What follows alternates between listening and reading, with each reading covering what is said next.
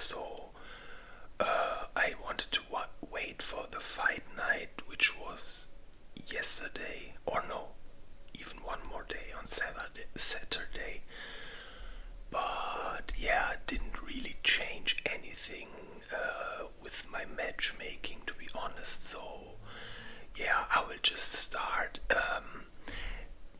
I'll be honest, this one was a bit hard to do because I had to consider the picks I did last week, and I didn't want to cross over too many. Like, what I mean by that is I don't want to change too many fights I proposed at 324. So I tried to find like new guys, but also guys that aren't matched. So here and there maybe some guys appeared in the other matchmaking too. But whatever, things change, and sometimes matchmaking changes too. So whatever. So let's start with the first fighter, Billy Elikana. Solid performance. I told you already, this Tafa guy is not gonna do it. Looked strong in the first round, but he just can't fight ground game guys. And even though the first round was decent, he just got exactly what I predicted and what probably a lot of people also predicted happened. He got submitted in round 2. Billy, solid run so far. I think he's 4-0 in the UFC now. And I would say, even though it was mainly not the best enemies, I would still say it was a very solid performance. And I was contemplating for a while if he deserves a top 15 guy now, and I'm pretty sure he does. So I went through the light heavyweight rankings, and one guy that came into my mind was Zhang Minyang. He's on rank 14 right now. He lost his last fight against Walker, so I would definitely say he has to fight down again, and I feel like this fight makes sense. They have pretty much the same build. I think Zhang is more of a striker guy, but I wouldn't say he's as weak in ground game as Tafa is. So I think this fight makes sense, and I would like to see. So next fighter on the list is Killen Salkild. Guys, I'm very impressed. This guy's very good. We still contemplated after last fight, was it maybe a lucky head kick knockout? Was it not? But this fight he pulled out a submission. Very, very clean fight. I mean, Malarkey isn't like a can or anything. Very, very clean fight. Submitted him, so obviously he can do both. He can knock out people and he can also submit people. And to me, this guy needs to fight a top 15 guy next too. And one guy that immediately came into my mind because he also got his fight cancelled and pretty much needs an opponent. And the guy I have in mind is Renato Moicano.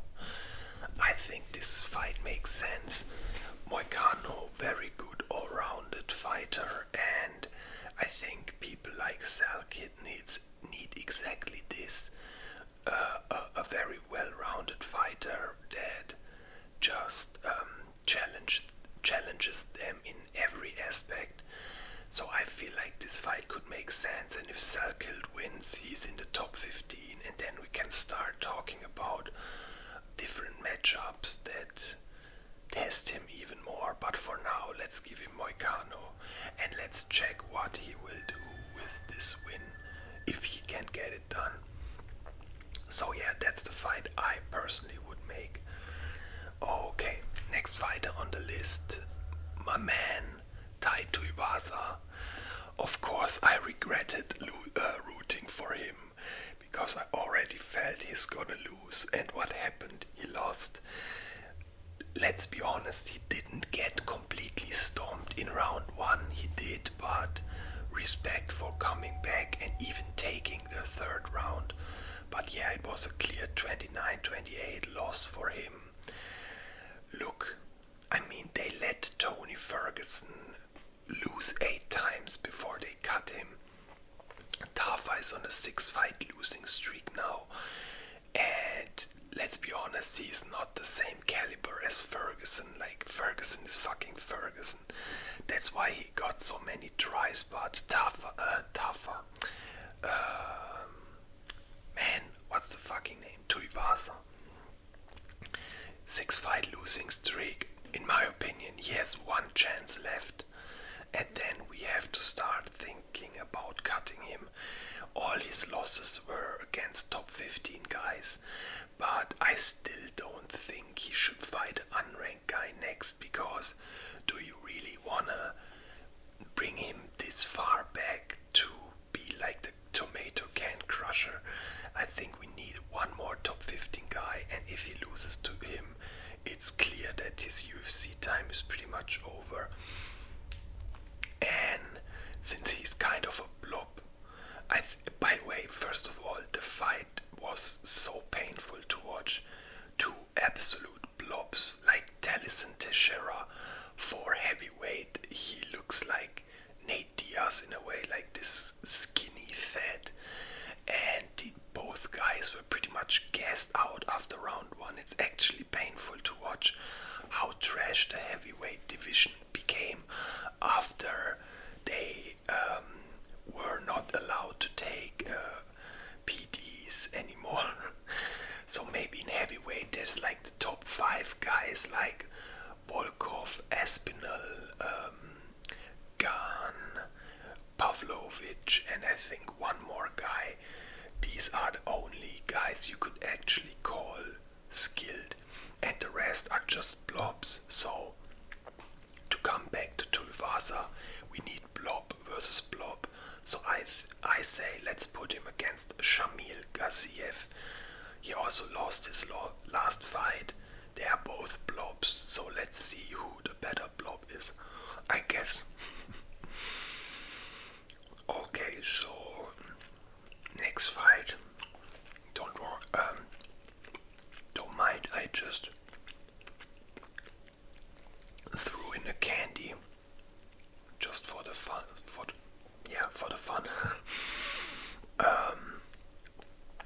One of those soft chewing candies. They are called in German. It's called Nimm2 Soft.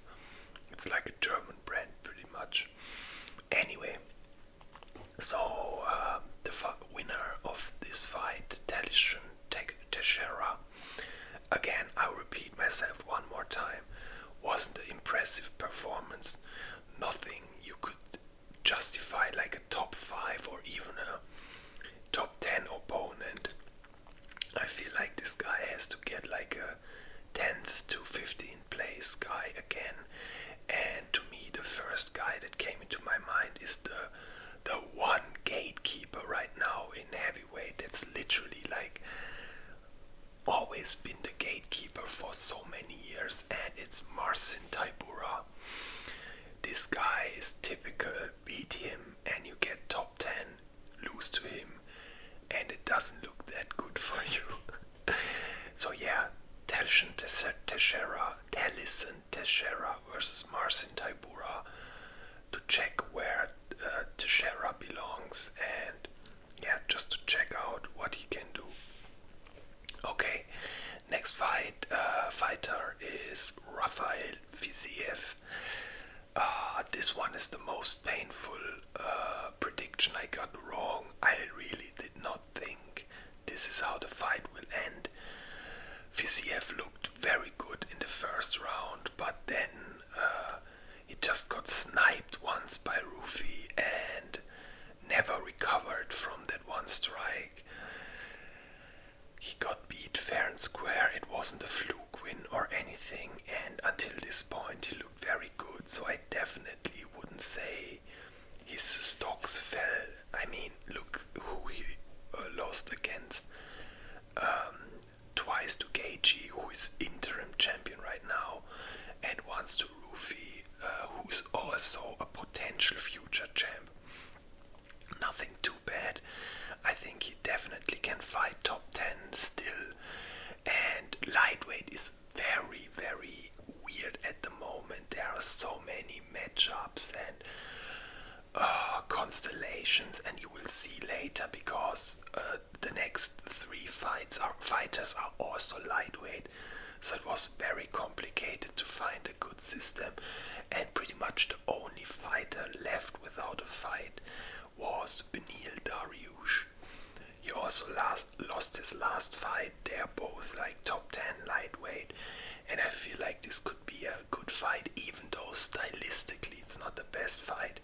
Dariush definitely more of the ground game guy, and Fiziev more of the striker guy, but you know how it works. You don't always get to do striker versus striker or grappler versus grappler. So sometimes we just need to do these fights. And also, if you really want to be a champion, you can just get like these hand-picked opponents every time. Like for example, Paddy Pimblett. Of course, that's why I also said in my last matchmaking, even though the Tsarukian fight would make most sense if you wanna go for who's most deserving for a title shot, but UFC will never put him against Tsarukian. We will come to this later, but yeah, sometimes you just have to give strikers grapplers or vice versa just to check out where they belong, because if you can't beat Dariush, you're never gonna beat Topuria, you know. So yeah, that's the fight I would make. Now to the next fighter who won the fight. Mauricio Huffy looked very good in this fight. Absolute clean performance. I feel like his loss to BSD was definitely also because it was short notice. I feel like he could have done way better if he had a full fight camp. So we shouldn't consider this loss as too big of a loss, and considering how good he came back versus Fiziev, we can definitely say it's time to think back up, like more upwards again. Again, lightweight was very tricky to do. A lot of guys were matched already. A lot of guys, like, you know, for a lot of matchups we had to technically wait for next UFC when Holloway versus Oliveira. So I kinda had to consider this in, and since this event didn't happen yet, I had to maybe choose opponents from this card. Anyway, so since I mentioned that fight already, my idea for Hoofy was we let him fight against the loser of the Holloway-Oliveira fight. So if I had to choose who wins, I would probably go with Holloway. It is a tricky situation. It is. I mean, Oliveira, everyone said it's too soon, and look what he did to Gamrot. So I don't feel like it's too soon or anything, but Holloway is really on another level at the moment. Knocked out Gaethje, clearly beat Poirier, so I feel like he's on a good run. I feel like he feels very comfortable at lightweight, so I think he will win. So if that's the case, we get Mauricio Huffy versus Oliveira. I feel like this could be a very cool fight. Also another test for Rufi. Is he ready for the ground game, guys, or not? So yeah, that's what I will do. Mauricio Huffy versus the loser of Holloway versus Oliveira. Okay, now the co-main event, and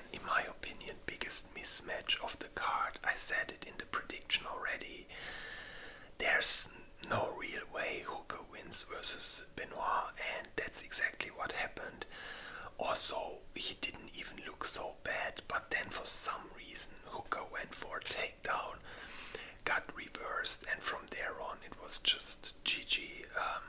Ground game demolished, almost like the identical fight like Sarukian, only that Sarukian beat him up even harder, but it was literally almost the same situation.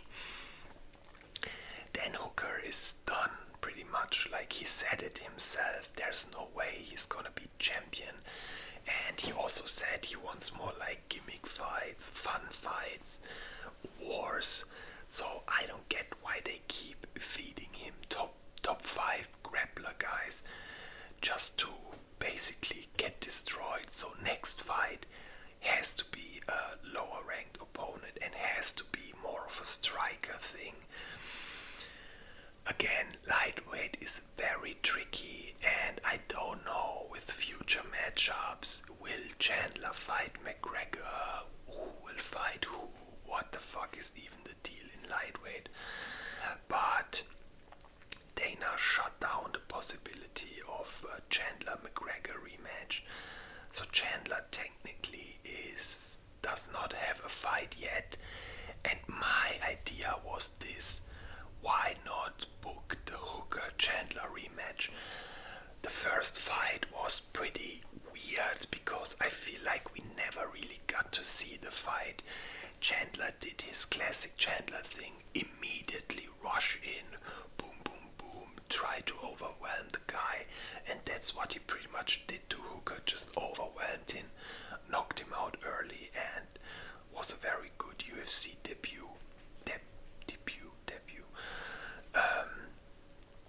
But yeah, again, I feel like we never really got to see the fight. Both fighters come off a 3 or 2 fight losing streak. Both are lower opponents. They have a backstory, and Hooker even called Chandler out for the White House card. So I feel like this is a realistic matchup. But also, I mentioned Paddy Pimblett earlier. I would not surprised if they do something like Hooker Pimblett, because there's kind of a backstory too. They trash talked each other badly. Like, Pimblett makes some rape joke about the mother, which was fucking weird as hell. And yeah, Hooker, just as below the belt, answered back. So yeah, I could see this because Hooker is clearly an easier opponent, and you know how UFC works. Wouldn't be surprised if they give Pimblett a title shot after a Hooker win. So yeah, there is the possibility of this, but if I would had to choose, I would book the Hooker Chandler rematch. It's a fun fight for White House card. It's gonna be a banger. Someone's gonna go down and get KO'd. So let's go, Hooker versus Chandler. Let's do it. Okay, now the winner of the fight, Benoit Saint-Denis. Super clean performance, 4-fight winning streak. It's time for another top 5 opponent. Yeah, they kinda rushed him too fast versus Poirier, but I mentioned it in my prediction video. It's not like Poirier completely destroyed it. Round 1 actually went to Benoit, so he has the potential, and now after 4 fights we definitely need a higher ranked opponent. Again, lightweight is pretty fucked. There weren't many guys left after I did my matchmaking so far, and the only guy that really was left and makes sense in my opinion is the winner of Holloway Oliveira. Now listen, I know if Oliveira or Holloway win, you could easily argue they deserve the title shot, right? But again, you know how UFC works. So first of all, the fight that clearly has to happen right now is interim champ versus champ, Gaethje versus Topuria. To me, it's pretty clear this fight's gonna be on the White House card too, maybe even the main event. So it's still 4 months until this fight happens. Then after this fight, there's gonna be at least 4, 6, 8 8 months until the fight champion will fight again. So it's like almost a year until we could match Benoit or the winner of Holloway Oliveira versus champion. And do you really wanna let 1 year pass just like that and just make them wait? I don't know, you could do, but I think it would also make sense that in the meanwhile you make Benoit Saint-Denis versus the winner of Holloway Oliveira, just to really make it clear who the top one contender is. There's also Sarukian, so you could also put Sarukian versus Benoit Saint-Denis easily. Would be a fun fight. I would instantly say yes, let's do that. The only reason I did not choose Sarukian was because I put him in my earlier matchmaking after 324, and I think it's kind of stupid to give him different opponents back to back, but I just wanted to mention him because I feel like this makes just as much sense. Again, lightweight is so weird because of the situation with the champ. We know each contender, each guy that fights now could, the earliest time he could get a title shot is like in 8 months, 10 months, maybe even a year. So yeah, that's why I chose Benoit Saint-Denis versus the winner of Holloway Oliveira, just to keep them busy meanwhile and also just clearly determine who will fight for the title next. So yeah, let's do this fight, and again, to me probably it will be Holloway versus Benoit, which should be a banger fucking fight. So yeah, let's see what the hell will happen. Okay, enough talking. Finally we reached the main event, and I'm gonna spoil at least one thing. This will be the only matchmaking where I will choose someone I chose in my last matchmaking, just because it makes this much more sense in my opinion. So let's get to the loser, Diego Lopez. Guys, I predict, by the way, I was very good in my prediction this card. I did a lot of right prediction, and not only right prediction, I even predicted the way of winning. And I said Volkanovski decision, and what happened? Volkanovski won by decision. It was very similar to the first fight, to be honest, and that's also something I predicted, because I said I don't see how much would have changed in that year, or almost 1 year. Yeah, it was clear, literally the first fight just again.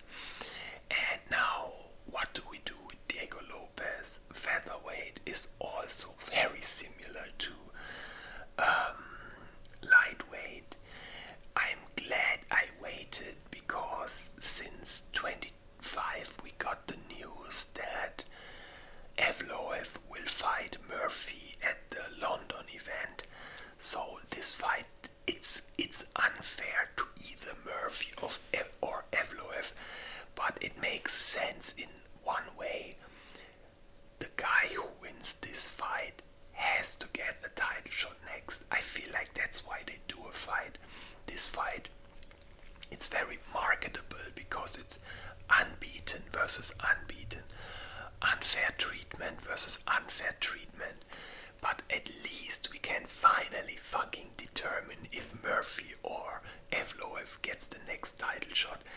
So these two will fight next, which means neither of them can fight Diego Lopez. So what do we do? And they also clearly, the winner will fight Volk next. So in the meantime, what do we do with Diego Lopez? And I will tell you what we will do. Something I mentioned months ago already, that I wanna see this fucking fight. They have the best backstory because they had a huge beef last time they were on a press conference together, and the guy I'm talking about is Yair Rodriguez. Again, I matched him in my 324 video against Gene Silva, because back then I did not know we will get the Evloev Murphy fight, and if we didn't get the fight, I would have just put Diego Lopez versus probably one of them. But yeah, so since this got cleared now, and technically Gene Silva doesn't yet deserve such a high-ranked opponent, I just chose Yair because I thought it's a fun striker battle. But now with Lopez in the mix, to me this is the best and clearest fight to make. Very exciting fight. They got the backstory. Like, the guys, if you haven't seen the beef, just watch on YouTube. Yair Rodriguez, Diego Lopez press conference beef. Hey, Jesus Christ, it really got heated. So since then, I think a lot of people, including me, wanted to see this fight. And to me, if I would be UFC matchmaker and I want to generate hype, this is clearly the fight to make. Diego Lopez versus Yair Rodriguez. Let's do it. Maybe a Mexico event or something. But yeah, let's see, and let's hope this is the fight they will do. Okay, and now for the main event of the evening, or better said, the winner of the main event of the evening. We got Alexander Volkanovski, the fucking goat of featherweight division. There's no more discussion. This guy is the goat of featherweight division. 38 years, so many wars, and still fucking delivers. Absolute clean performance. Yeah, he didn't get a finish, but guys, I wanna see someone finish Diego Lopez. This guy's unfinished yet, so it's okay how he won. Clearly outpointed him, clearly out footworked him.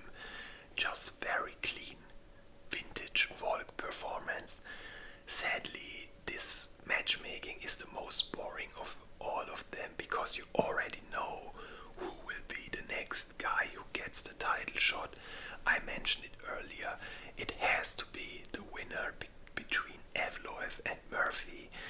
I'm kinda sad that this is the last prediction of my video, and also the most obvious and most boring one, considering, what I mean by boring is, when you watch a matchmaking video, you always get excited. Oh, what is Moonrook gonna choose as an opponent? But this one is so straightforward, there's nothing to really get excited about. But again, I wanted to mention it because I'm making a matchmaking video, obviously. And the most obvious one is Volkanovski versus the winner of Evloev and Murphy. If I had to choose who wins Evloev versus Murphy, it's super hard. I'm literally, I would say, almost 50-50. But yeah, considering like a couple of Murphy's wins weren't like the most convincing ones. I mean, he went to a decision with Josh Emmett, and considering like how other guys beat Josh Emmett, it wasn't the most clean of performances, right? So, but also Evloev isn't the biggest finishing machine. Like, the Sterling fight was very close, and honestly, was this his last fight? Wait a second, guys, I'm gonna Google this. Evloev UFC. Then let's see if we can find maybe typology. Yeah, there it is. Damn, guys, his last fight actually was the Aljamain Sterling fight at UFC 300. And by the way, my heart almost stopped when I saw that UFC 300. It's almost 2 years ago. Jesus Christ. December 2024. Okay, maybe not. Maybe more, 1 year ago. But still, it's fucking